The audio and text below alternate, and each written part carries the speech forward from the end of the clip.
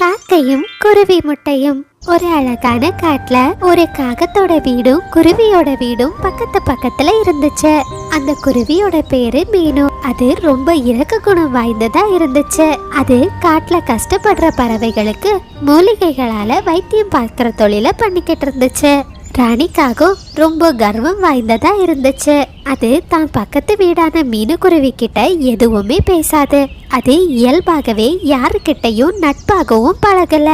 ஒரு நாள் ராணிக்காகவும் தன்னோட வீட்டுல ஒரு முட்டையை இட்டது. இத தான் வீட்டுல இருந்து பார்த்த மீனுக்குருவி ரொம்ப சந்தோஷப்பட்டுச்சு. இந்த முட்டையை இட்டதுல நான் ரொம்ப களைச்சு போயிருக்கேன். கொஞ்ச நேரம் வெளியில போய் சுத்திட்டு வந்தாதான் எனக்கு நிம்மதி அப்படின்னு சொன்ன ராணிக்காகவும் தான் வீட்டோட வெளியே வந்து வெளியில பறக்கிறதுக்கு தயாராச்சு. இத பார்த்து மீனுக்குருவி ராணி காகத்துக்கிட்ட இப்படி சொல்லுச்சு. ராணி, நீ இவ்ளோ அலட்சியமா இருக்கிறது நல்லதில்ல. உன்னோட முட்டைய வீட்டுல தனியா விட்டுட்டு வெளியே எங்கேயும் போகாத. இது உன் முட்டைக்கு தான் ஆபத்து. ஏ குருவி, நீ யாரு எனக்கு அறிவுரை சொல்றதுக்கு? நான் வெளியே போயிட்டு சீக்கிரம் திரும்பி வந்துடுவேன். என் முட்டைக்கு எதுவும் ரெக்கைகள் எல்லாம் இல்ல. என் முட்டை எங்கேயும் பறந்து போகாது. நீ உன் வேலையை பாரு அப்படின்னு சொன்ன ராணிக்காக அங்கிருந்து பறந்து போயிடுச்சு. இந்த ராணி என்ன சொன்னாலும் கேட்க மாட்டேங்கிறாளே, ரொம்ப அலட்சியமா இருக்கா. அவ வரது வரைக்கும் வீட்டு முன்னாடியே இருந்து நான் முட்டைய பாதுகாக்கிறேன் அப்படின்னு சொன்ன மீனுக்குருவி வீட்டோட வெளியே நின்னபடியே ராணி காகத்தோட முட்டைய பார்த்துக்கிட்டு இருந்துச்சு. அந்த சமயத்துல மீனுக்குருவியோட வீட்டை நோக்கி ஒரு புறா ரொம்ப வேகமா பறந்து வந்துச்சு. மீனு, நீ சீக்கிரம் என் கூட வா. என் பக்கத்து வீட்டு பறவை வயிற்று வலியால ரொம்ப கஷ்டப்படுது. நீ வந்து அந்த பறவைக்கு மருத்துவம் பாரு. அட புறான, 2 நாட்களுக்கு முன்னாடி தான் அந்த குருவிக்கு நான் மருந்து கொடுத்தேன். இன்னும் வயிற்று வலி சரியாகலையா? அப்படின்னா நாம கரும்பு தோட்டத்துக்கு போய் வேறு சில மூலிகைகளை எடுக்கணும் அப்படின்னு சொன்ன மீனுக்குருவி அங்கிருந்து பறந்து கரும்பு தோட்டத்தை நோக்கி போச்சு. வீட்டுல ராணிக்காகத்தோட முட்டை தனியா இருந்துச்சு. ரொம்ப வேகமா மீனுக்குருவி சில மூலிகைகளை பறிச்சு அந்த வயிற்று வலி வந்த பறவைக்கு கொடுத்துச்சு. மீனுக்குருவி ராணிக்காகத்தோட முட்டைய தனியா விட்டுட்டு வந்ததை நினைச்சு ரொம்ப வருத்தப்பட்டுச்சு. மருந்து கொடுத்ததும் ரொம்ப வேகமா அது தன்னோட வீட்டை நோக்கி பறந்து போச்சு. ராணிக்காகத்தோட வீட்டுக்குள்ள எட்டி பார்த்த மீனுக்குருவி அங்க முட்டை இல்லாததை பார்த்து ரொம்ப அதிர்ச்சி ஆகிடுச்சு. அட, இந்த முட்டை எங்க போச்சு? இவ்வளோ நேரத்துக்குள்ள யார் இந்த முட்டையை வந்து எடுத்திருப்பா? அந்த சமயத்துல வெளியே போன ராணிக்காகவும் தன்னோட வீட்டுக்கு திரும்பி வந்துச்சு. அது தான் வீட்டு முன்னாடி மீனுக்குருவி நிக்கிறத பார்த்து சந்தேகப்பட்டுச்சு. வீட்டுக்குள்ள எட்டி பார்த்த ராணிக்காகவும் அங்க முட்டை இல்லாததை பார்த்து அதிர்ச்சி ஆகிடுச்சு. ஏ மீனு, நீ என் முட்டைய என்ன செய்த? என் வீட்டுல இருந்த முட்டை எங்க? ராணி அக்கா, கோபப்படாதீங்க. நான் இப்பதான் வெளியே போயிட்டு இங்க வரேன். உங்க முட்டைக்கு என்னாச்சுன்னு எனக்கு தெரியாது. இல்ல, நீதான் என் முட்டைய ஏதோ செய்திருக்க. பாரு, உன்னை சும்மா விட மாட்டேன் அப்படின்னு சொன்ன ராணிக்காகவும் மீனுக்குருவி சொன்ன எதையுமே நம்பாம அதனோட ரொம்ப சண்டை போட்டுச்சு.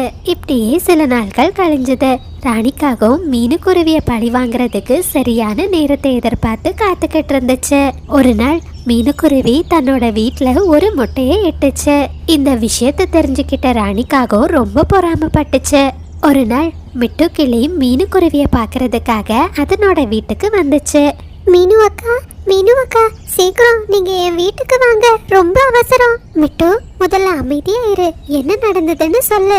மீனு அக்கா, உணவு தேட போன என்னோட கணவர் ரெக்கையில அடிபட்டு வந்திருக்காரு. அவரு வலியால ரொம்ப கத்துறாரு. நீங்க தயவு செஞ்சு என் கூட என் வீட்டுக்கு வாங்க. ஆனா மிட்டு, நான் என் வீட்டுல முட்டை இட்டிருக்கேனே, என்னால என் முட்டைய தனியா விட்டுட்டு வர முடியாது. நான் யாரை நம்பி என் முட்டைய விட்டுட்டு வருவேன் சொல்லு. ஆனா மீனு அக்கா, நீங்க கண்டிப்பா என் கணவருக்கு வைத்தியம் பார்த்தாகணும். கவலைப்படாதீங்க, உங்க பக்கத்து வீட்டுல இருக்கிற ராணி காகத்துக்கிட்ட நான் பேசுறேன் அப்படின்னு சொல்லிட்டு 2 பறவைகளும் ராணி காகத்தோட வீட்டுக்கு வந்தாங்க. நடந்த எல்லா விஷயத்தையும் ராணி காகத்துக்கிட்ட சொல்லி உதவி கேட்டாங்க. ஆஹா, சரி, நீங்க திரும்பி வர்றது வரைக்கும் நான் முட்டைய பாத்துக்கிறேன். சீக்கிரமா போயிட்டு சீக்கிரமா வந்துடுங்க. ராணி அக்கா, உங்களுக்கு ரொம்ப நன்றி. நான் கிளியோட கணவருக்கு மருந்து செய்துட்டு ரொம்ப சீக்கிரமா வந்துடுறேன் அப்படின்னு சொன்ன மீனுக்குருவி மிட்டுக்கிளி கூட அதனோட வீட்டுக்கு பறந்து போச்சு. ஆஹா, இதுதான் அந்த மீனுக்குருவிய பழி வாங்குறதுக்கு சரியான சமயம். என் முட்டைய அந்த குருவி தான் ஏதோ பண்ணியிருக்கு. இப்ப அதனோட முட்டைய நான் ஒரு வழி பண்ண போறேன் அப்படின்னு சொன்ன ராணிக்காக அங்கிருந்து பறந்து போச்சு. பிறகு ரொம்ப சீக்கிரமா ஒரு கழுகு கூட்டிக்கிட்டு மீனுக்குருவியோட வீட்டுக்கு வந்துச்சு. அட ராணி, என்ன இது? திடீர்னு உன் வீட்ல விருந்துன்னு என்ன கூப்பிட்டுருக்க, என்ன விசேஷம்? கலகாரே, அது ஒண்ணும் இல்ல, உங்க கூட நட்பை ஏற்படுத்திக்க தான் நான் உங்களுக்கு விருந்து வைக்கிறேன். சீக்கிரம் சீக்கிரம் இந்த முட்டைய சாப்பிடுங்க, இது உங்களுக்காக தான். உடனே கழுகு அந்த முட்டைய சாப்பிட்டுச்சு. முட்டையோட ருசி கழுகுக்கு ரொம்ப பிடிச்சிருந்துச்சு. ஆஹா ராணி, இந்த முட்டையோட ருசி ரொம்ப அருமையா இருக்கு. நீ எனக்கு அடுத்த விருந்து எப்போ வைக்க போற? கழுகாரே, ரொம்ப சீக்கிரமா அடுத்த விருந்துக்கு நான் உங்களை வந்து கூப்பிடுறேன். சரி சரி வாங்க, இப்பவே இங்க இருந்து போயிடுவோம். பிறகு கழுகும் அங்கிருந்து பறந்து போயிடுச்சு. கொஞ்ச நேரத்திலேயே தன்னோட வீட்டுக்கு வந்த மீனுக்குருவி வீட்டுல முட்டை இல்லாததை பார்த்து ரொம்ப கவலையாகிடுச்சு. அட ராணி அக்கா, என் வீட்டுல இருந்த முட்டை எங்க போயிடுச்சு? உன்னோட வீட்டுக்கு கழுகு ஒண்ணு வந்துச்சு, அதுகிட்ட நான் ரொம்ப கஷ்டப்பட்டு போராடினேன். ஆனா என்னால உன்னோட முட்டைய காப்பாத்த முடியல. கழுகு வந்து உன் முட்டைய சாப்பிட்டுட்டு போயிடுச்சு அப்படின்னு ராணிக்காகவும் போய் சொல்லுச்சு. இதை கேட்ட மீனுக்குருவி ரொம்ப வருத்தத்துல அழ ஆரம்பிச்சிடுச்சு. அன்னையிலிருந்து மீனுக்குருவி தான் முட்டைய நினைச்சு ரொம்ப வருத்தத்துல தனிமையில உட்கார்ந்து அழுதுகிட்டு இருந்துச்சு. இத பார்த்த ராணிக்காகவும் ரொம்ப சந்தோஷப்பட்டுச்சு. இப்படியே சில நாட்கள் கடந்து போச்சு. ஒரு நாள் ராணிக்காகவும் மறுபடியும் தன்னோட வீட்டுல ஒரு முட்டையை இட்டுது. ஐயா, நான் மறுபடியும் முட்டை இட்டுட்டேன், எனக்கு ரொம்ப சந்தோஷமா இருக்கு. இந்த முறை என்னோட முட்டைய நான் ரொம்ப பத்திரமா பாத்துக்க போறேன். என் முட்டைய தனியா விட்டுட்டு நான் எங்கேயும் போக மாட்டேன். ராணிக்காகவும் வீட்டுல முட்டை இட்டதை பார்த்த மீனுக்குருவிக்கு தன்னோட முட்டை ஞாபகம் வந்துச்சு. இருந்தாலும் அது ராணிக்காகவும் தான் வீட்டுல மறுபடியும் முட்டை இட்டதை நினைச்சு ரொம்ப சந்தோஷப்பட்டுச்சு. ஒரு நாள் சாயந்தர வேளையில கழுகு ராணிக்காகத்தோட வீட்டுக்கு வந்துச்சு. ஹே ராணி, நீ உன்னோட வீட்டுல முட்டைய வச்சுக்கிட்டு ஏன் என்ன விருந்துக்கு கூப்பிடல? நீ அன்னைக்கு எனக்கு முட்டை விருந்து கொடுத்ததுல இருந்து நீ மறுபடியும் எப்ப விருந்து வைப்பேன்னு நான் காத்துக்கிட்டே இருந்தேன். அட கழுகு, இது என்னோட முட்டை. என் முட்டைய நான் எப்படி உனக்கு சாப்பிட கொடுப்பேன்? முடியாது முடியாது, நீ இங்க இருந்து போயிடு. என் முட்டைய என்ன ஆனாலும் உனக்கு தரமாட்டேன். ஏ காகமே, இது உன்னோட முட்டையோ வேறு யாரோட முட்டையோ அதை நினைச்சு எனக்கு கவலை இல்ல. எனக்கு இப்ப பசிக்குது, நான் இந்த முட்டைய சாப்பிட்டே தீருவேன் அப்படின்னு சொன்ன கழுகு ராணிக்காகத்தை தாக்கி அந்த முட்டைய சாப்பிட முயற்சி செய்தது. ஆனா ராணிக்காகவும் தான் முட்டைய பாதுகாத்தபடியே அதன் மேலேயே படுத்திருந்துச்சு. ராணிக்காகத்தோட வீட்டுல கழுகு வந்திருக்கிறத பார்த்த மீனுக்குருவி உதவிக்காக புறாவை கூட்டிட்டு வேகமா ராணியோட வீட்டுக்கு வந்துச்சு. ஏ கழுகு, உனக்கு எவ்வளவு தைரியம்? எங்களோட முட்டைய நீ திருடி சாப்பிடுறத வழக்கமா வச்சிருக்க. நாங்க ஒண்ணு சேர்ந்தா உன்னோட நிலைமை என்ன ஆகும்னு இப்ப பார்க்க போற அப்படின்னு சொல்லிட்டு 3 பறவைகளும் கழுகு கூட சண்டை போட்டாங்க. இந்த சண்டையில கழுகுக்கு ரொம்ப அடிபட்டுச்சு. ஐயோ, என்னை விட்டுருங்க. நீங்க ஒன்னா சேர்ந்தா என்னோட நிலைமை அவ்வளோதான். இனிமே எந்த சூழ்நிலையிலயும் யாரோட முட்டையும் நான் சாப்பிட மாட்டேன் அப்படின்னு சொன்ன கழுகு அங்கிருந்து வேகமா பறந்து போயிடுச்சு.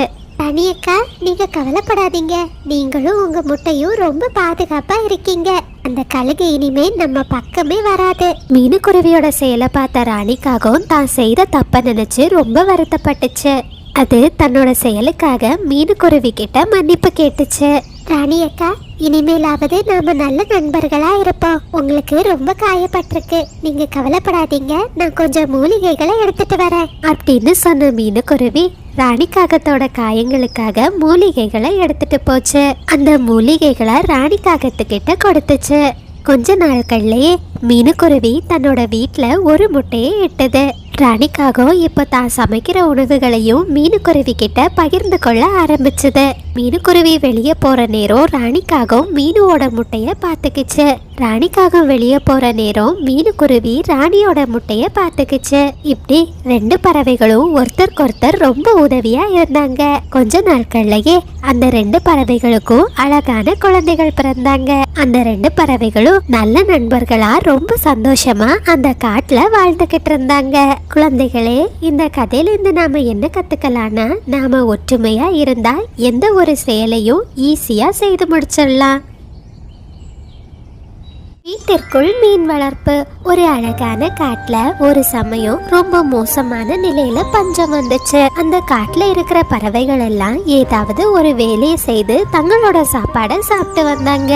அந்த காட்டுல மீனுங்கிற ஒரு ஏழை குருவி தன்னோட ஒரே பொண்ணு சாரா கூட வாழ்ந்து வந்துச்சு. அம்மா, ஏமா எனக்கு தினமும் பழைய சோறும் பச்சை மிளகாயுமே தரீங்க? எனக்கு வித்தியாசமான உணவு சாப்பிடணும் போல இருக்கு. நான் இன்னைக்கு இந்த உணவை சாப்பிடவே மாட்டேன். எனக்கு இது வேண்டாம். மகளே சாரா, உனக்கே நல்லா தெரியும், குளத்துல இப்ப மீன் இல்ல. எனக்கு மீன் வியாபாரமும் சரியா நடக்கல. நீ இன்னைக்கு மட்டும் சாப்பிடு. நாளைக்கு அம்மா உனக்கு சுவையான உணவுகளை கொண்டு வருவேன். இல்லம்மா, நீங்க என்னைக்கும் இப்படிதான் சொல்றீங்க. என்ன ஆனாலும் சரி, நான் இன்னைக்கு இந்த உணவை சாப்பிடவே மாட்டேன் அப்படின்னு தன்னோட பொண்ணு சாரா சொன்னதுமே மீனுக்குருவி ரொம்ப வருத்தமாயிடுச்சு. பிறகு இன்னைக்காவது மீன் கிடைக்குங்கிற நம்பிக்கையில மீன் பிடிக்கிற வலையை எடுத்துக்கிட்டு அது ஆற்றங்கரையை நோக்கி போச்சு.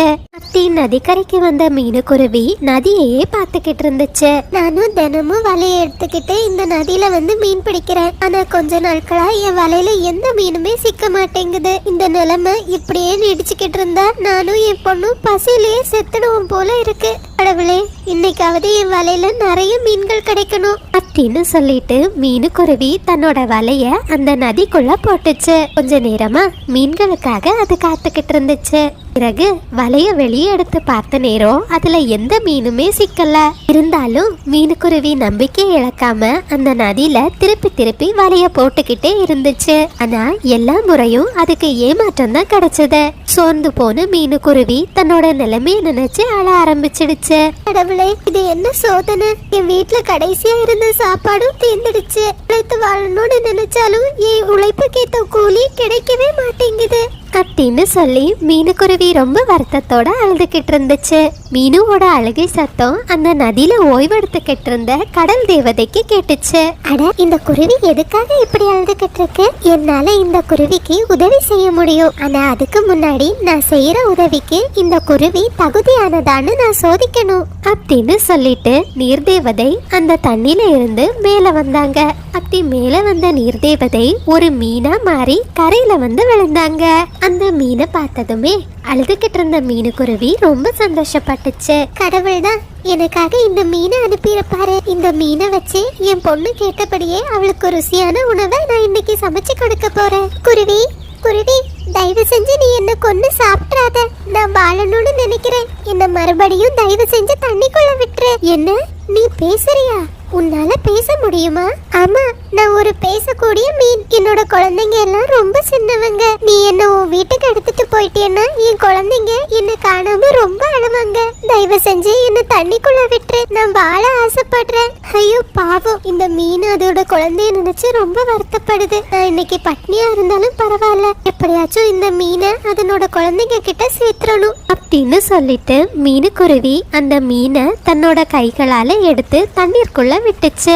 அப்படி தண்ணிக்குள்ள போனதுமே அந்த மீன் தன்னுடைய உண்மையான உருவமான நீர்தேவதையின் உருவத்தை பெற்றது. அழகிய சிறிய குருவி, உன்னுடைய செயலை பார்த்து நான் வியக்கிறேன். நீ மிகவும் இரக்கமுள்ள குருவி. உன்னுடைய இந்த இரக்க குணத்திற்கு நான் ஒரு பரிசினை தரப்போகிறேன். நீர்தேவதையே, உங்களை பார்க்கறதுக்கு நான் ரொம்ப புண்ணியம் பண்ணிருக்கணும். உங்களை பார்த்ததுல நான் ரொம்ப சந்தோஷப்படுறேன். நீர்தேவதையும் மீனுக்குருவியோட முன்னாடி ஒரு மந்திர மீனை வர வச்சாங்க.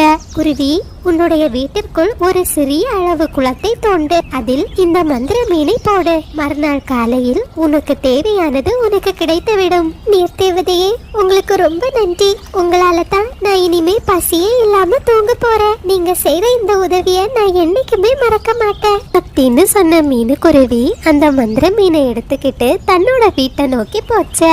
ஐயா ஜாலி, அம்மா எனக்காக மீன் கொண்டு வந்திருக்காங்க. அம்மா அம்மா, இந்த மீனை சீக்கிரம் சமைச்சு கொடுங்க. மீன் சாப்பிட்டு ரொம்ப நாள் ஆச்சு. சாரா, இந்த மீன் சாப்பிடுறதுக்கு இல்லம்மா, இது எனக்கு நீர்தேவதை கொடுத்த பரிசு. நம்ம வீட்ல ஒரு குளத்தை தோண்டி இந்த மந்திர மீனை அதுக்குள்ள போட சொன்னாங்க. நிஜமாவாமா? அப்படின்னா சீக்கிரம் வாங்க, குளத்தை தோன்றதுக்கு நானும் உங்களுக்கு உதவி செய்யறேன். கொஞ்ச நேரத்திலேயே மீனுக்குருவி நீர்தேவதை சொன்னபடியே தன்னோட வீட்டுக்குள்ள ஒரு சின்ன குளத்தை தோண்டுச்சு. அந்த மந்திர மீனை அதுல போட்டதுமே மீனுக்கு உயிர் வந்து அந்த குளம் முழுவதும் சுத்தி திரிஞ்சது. அப்படியே அந்த நாள் முடிஞ்சு போச்சு.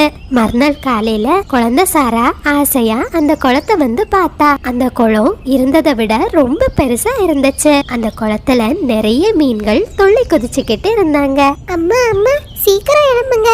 பாருங்க, நம்ம குளம் எவ்வளோ பெருசா மாறி இருக்குன்னு. சாராவோட இந்த சத்தத்தை கேட்டதும் மீனுக்குருவி தூக்கத்துல இருந்து முழிச்சுது. அடடா, அந்த நீர் தேவதையோட பரிசு ரொம்ப அழகா இருக்கு. இத வச்சு நம்மளோட பசிய நாம தீர்த்துக்கலாம். பிறகு மீனுக்குருவி ரொம்ப சந்தோஷமா அந்த குளத்துல வலைய போட்டு மீனை பிடிக்க ஆரம்பிச்சது. பிறகு தாம் பிடிச்ச மீனை எல்லாம் ஒரு கூடையில எடுத்துக்கிட்டு மார்க்கெட்டை நோக்கி போச்சு. ரொம்ப நியாயமான விலைக்கு அந்த காட்டுல இருக்கிற பறவைகளுக்கு மீன்களை விற்பனை பண்ணுச்சு. அதுல இருந்து கிடைச்ச காசுல மீனுவும் சாராவும் ரொம்ப சத்தான உணவுப் பொருட்களை வாங்கி சாப்பிட்டாங்க. ரொம்ப சீக்கிரமாகவே மீனுக்குருவி தன்னோட உடைஞ்ச வீட்டையும் சரி செய்தது. பிறகு தனக்கு கிடைச்ச காசுல நிறைய தானியங்களையும் செல்வங்களையும் வாங்கி தன்னோட வீட்டுல சேமிச்சது. ஒரு நாள் மீனுக்குருவி அந்த குளத்துக்குள்ள இருந்த மந்திர மீனை வெளியே எடுத்துச்சு. அம்மா அம்மா, என்னம்மா பண்றீங்க? இந்த மந்திர மீனை நாம வெளியே எடுத்துட்டா இந்த குளத்துக்குள்ள மீன்கள் வராது. எனக்கு தெரியும் சாரா, இப்பதான் நம்ம கிட்ட தேவைக்கு அதிகமான எல்லா செல்வங்களும் இருக்கு. இத மறுபடியும் அந்த நீர் தேவதை கிட்டயே நான் கொடுக்க போறேன். ஏமா இப்படி பண்றீங்க? இத நாமளே வச்சுக்கலாம். நாம அப்படி வச்சுக்கிட்டோம்னா மேலும் மேலும் செல்வந்தங்கள் ஆகலாம். இல்ல சாரா, அது ரொம்ப தப்பு. இந்த மந்திர மீன் நம்ம கிட்ட இருக்கிறத விட அந்த நீர் தேவதை கிட்ட இருக்கிறது தான் ரொம்ப நல்லது அப்படின்னு சொன்ன மீனுக்குருவி அந்த மந்திர மீனை எடுத்துக்கிட்டு நதியை நோக்கி போச்சு. நீர் தேவதையே, இந்த மந்திர மீன் என்கிட்ட இருக்கிறத விட உங்ககிட்ட இருக்கிறது தான் ரொம்ப நல்லது. இத நீங்களே வச்சுக்கோங்க. எனக்கு தேவையான அளவு செல்வங்களும் உணவுப் பொருட்களும் கிடைச்சிடுச்சு. ஆனால் குருவி, இந்த மீனை நீயே வைத்திருந்தால் உனக்கு மேலும் மேலும் பல செல்வங்கள் கிடைத்திருக்குமே.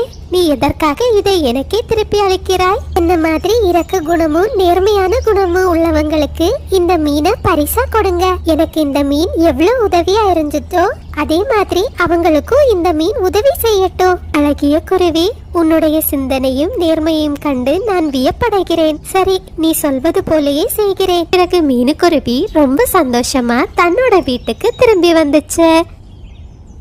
நண்பர்களே, இது சப்ஸ்கிரைபர் விருப்பத்திற்கான நேரம். Hi Thenmozhi, hi Mithvin, Archana, Daniel 2 குட்டீஸ்க்கும் ஒரு பெரிய ஹாய். சாஷினி, உங்களுக்கு இனிய பிறந்த நாள் நல்வாழ்த்துக்கள். வாழ்க்கையில் எல்லா வளங்களையும் பெற்று நலமுடன் வாழ வாழ்த்துகிறேன். நீங்கள் அனைவரும் அளித்து வரும் அன்புக்கும் ஆதரவுக்கும் மிக்க நன்றி.